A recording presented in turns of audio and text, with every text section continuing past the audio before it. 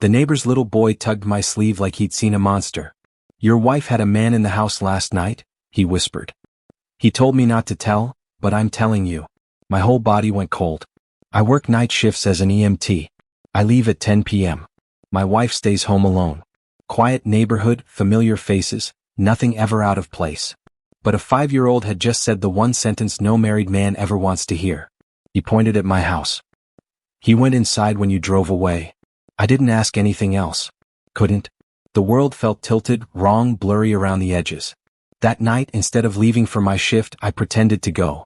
I drove around the block, parked behind the old shed, and slipped inside with the lights off. The wood creaked under my weight. My heart creaked louder. At 10:17 p.m., I heard the front door unlock. Not her footsteps. Heavier. Confident. A man's voice drifted through the night air, low, familiar, like someone who had been here before. Someone comfortable. I held my breath and watched through the narrow crack in the warped boards. My wife met him at the door. Smiling. Whispering. Her hands slid around his back in a way she hadn't touched me in months. He kissed her like he'd done it 100 times. My fingertips dug into the wood until splinters broke skin. Then she whispered something that made my entire world tilt off its axis. "Don't worry, he leaves at 10. We're safe." And that was the moment I understood. This wasn't an accident. This wasn't a mistake. This was routine. And I was about to find out just how deep the routine went. They walked deeper into the house like it belonged to them. The living room lights dim, the curtains already half drawn. She'd prepared the place. Prepared him. He took off his shoes at the door. Not nervously. Naturally. Like he'd done it many times before. My wife led him to the couch. My couch. The one we argued about for weeks before buying. She curled against him, laughing softly, her fingers tracing the collar of his jacket like it was muscle memory. I watched every second. Every movement. Every lie I had ever believed. She poured him a drink, whiskey from the bottle I kept for special nights. And when he wrapped his arm around her, she leaned in and whispered something I barely caught through the crack in the boards. "Just one more night. Tomorrow it's done." He nodded. "I'll be ready." Ready for what? I didn't blink. Didn't flinch. I memorized every detail. His face. His posture. His voice. The way he moved around my home with quiet ownership. Then she did something that made my stomach twist. She reached into the drawer by the TV and pulled out a small brown envelope. He opened it. Inside was a folded document, crisp, new, signed. His grin widened as he read it. "Once he's gone," she whispered, "everything transfers to me, and then to us. Life insurance, house title, my pension, everything." My pulse slowed to a cold, steady rhythm. This wasn't just betrayal. This was a blueprint. A plan she'd built piece by piece on the nights I worked saving strangers' lives. He kissed her again. Longer. Deeper. And then, she said the words that changed everything. "Tomorrow night when he leaves, you come in through the back." Every muscle in my body locked. They weren't cheating. They were scheduling my disappearance. I stayed in that shed until my legs went numb, until the cold crawled through my clothes and into my bones. But nothing froze me like their plans, spoken in whispers meant for no one else. He left through the back door just after 11. My wife locked it behind him, turned off the lights, and walked upstairs with the same calm rhythm she used every night I went to work. Except tonight I hadn't gone anywhere. I waited 20 minutes before slipping out of the shed. My hands were shaking, but my mind wasn't. My mind was clearer than it had ever been. She wasn't just planning a new life. She was planning the end of mine. Inside the house, everything looked normal. Same smell. Same framed photos. Same kitchen she pretended to cook in for us. But now I knew what lived behind it. In the living room, the envelope she'd given him still sat in the drawer. I opened it carefully. It wasn't just insurance papers. It was a timeline. Dates. Signatures. A schedule. Her handwriting on the margins. Night shift equals perfect window. Back door stays unlocked after 10. No blood. My throat tightened. She had mapped out the night I was supposed to die. And the man in the jacket? He wasn't random. He wasn't new. He was someone I recognized from the neighborhood. A quiet guy who jogged past our house every morning like he belonged to the street, not to me. Now he belonged to her. Upstairs, a floorboard creaked. She was moving. I shut the drawer silently and stood in the dark, looking at the life I had lived like a blind man. I didn't rage. I didn't cry. I didn't confront her. Because tomorrow night, she expected me to leave for work at 10. And I would. But not the way she thought. If they planned to end my life tomorrow, I would be the one watching. And I would be ready. The next morning she acted like nothing was wrong. She kissed me on the cheek, poured my coffee and asked, "Long night?" I stared at the woman who had scheduled my death like it was a dentist appointment. She didn't notice. Monsters rarely see the people they're standing on. She left for work at 8:01 a.m. At 8:06, I was already dismantling the house from the inside out. First stop, the home security panel. I pulled the access logs. He'd been entering the house on average 3 nights a week for over 2 months. Always after 10 p.m.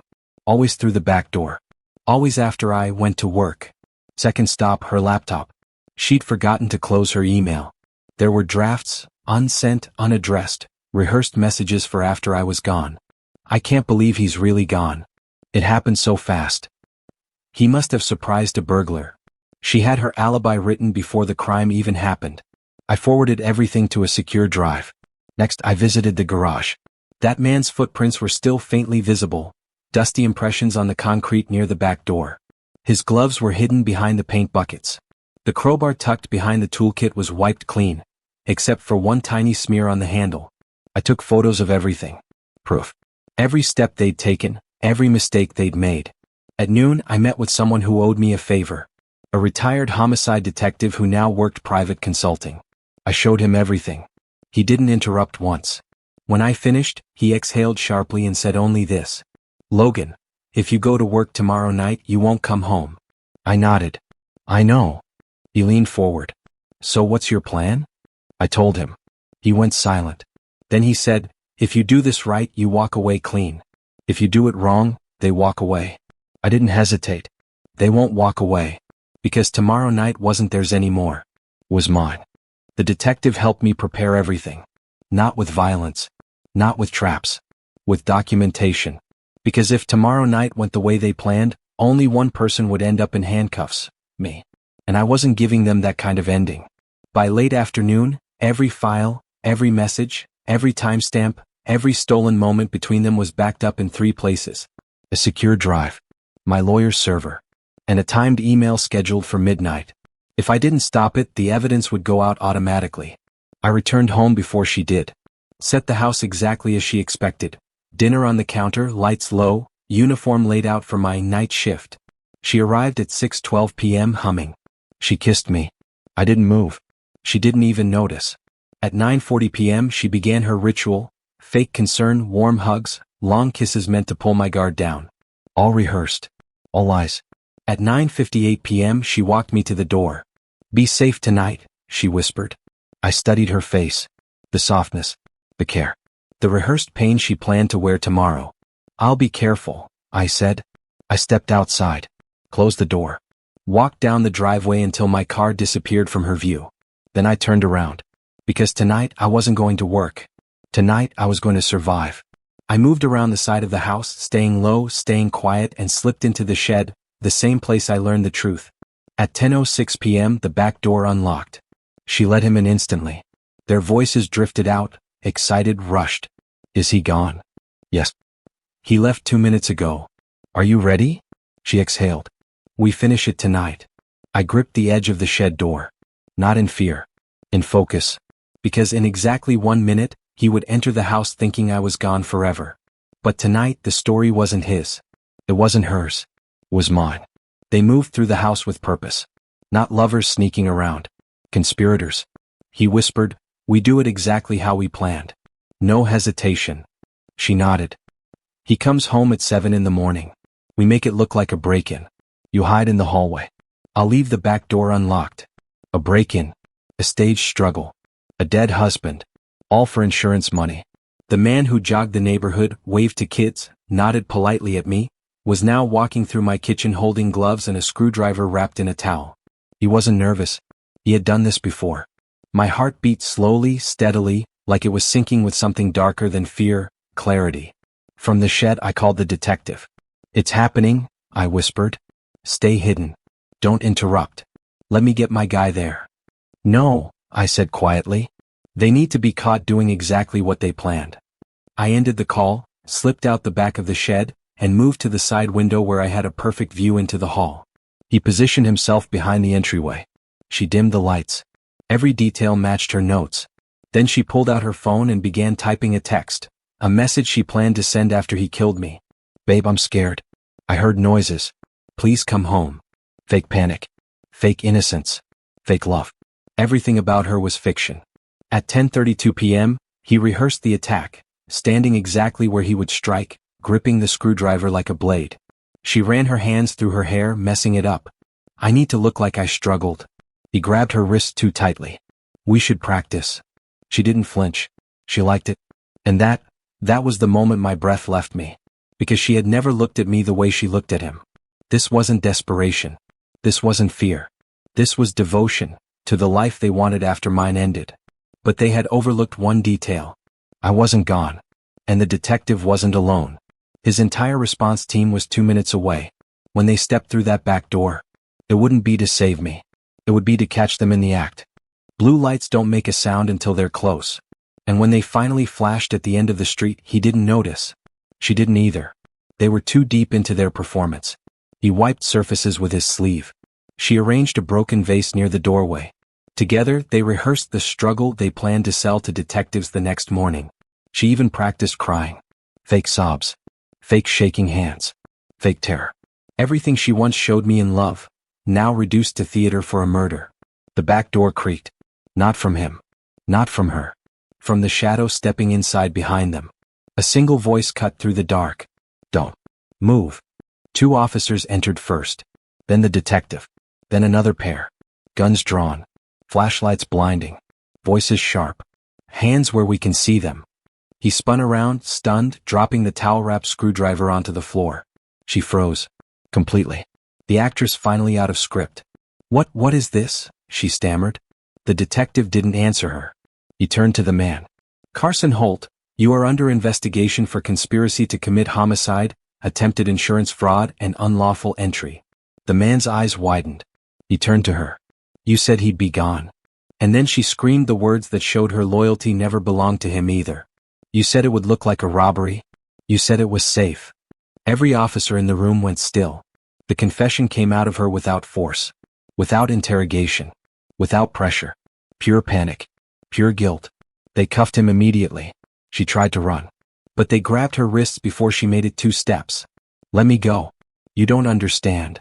The detective cut her off. No. You don't understand. We've been watching you both all night. Her face drained. She looked around the room like it was suddenly unfamiliar. As they walked her past the window, her eyes found me in the dark outside. For the first time in months, she finally realized I had never been the one who was blind. They sat her in the back of the cruiser, hands cuffed, mascara streaked, breathing hard like she'd just woken up inside her own nightmare. The detective stepped beside me. You did the right thing, he said quietly. But I wasn't thinking about justice. I was thinking about all the nights I walked out the door trusting a woman who waited for the sound of my car leaving, so she could let danger walk in. She saw me standing in the driveway as they closed the door on her.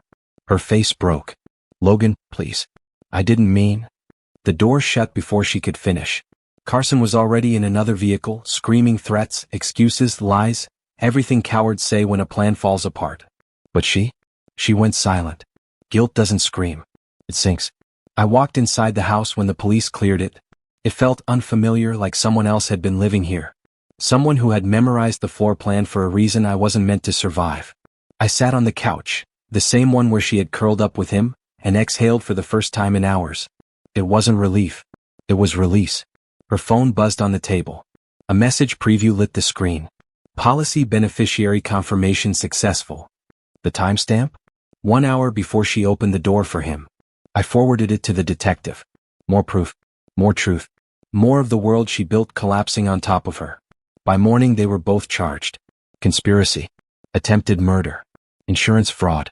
The prosecutor told me, this case is open and shut. They planned it too cleanly. Too cleanly, except for one thing. They never planned for me to stay. As the sun rose, I packed a single suitcase and locked the door behind me. Not running, just choosing a life no longer haunted by the echo of betrayal. I didn't lose a wife. I escaped a predator. And I didn't survive by luck. I survived because I listened to a 5-year-old boy who saw the truth before I did.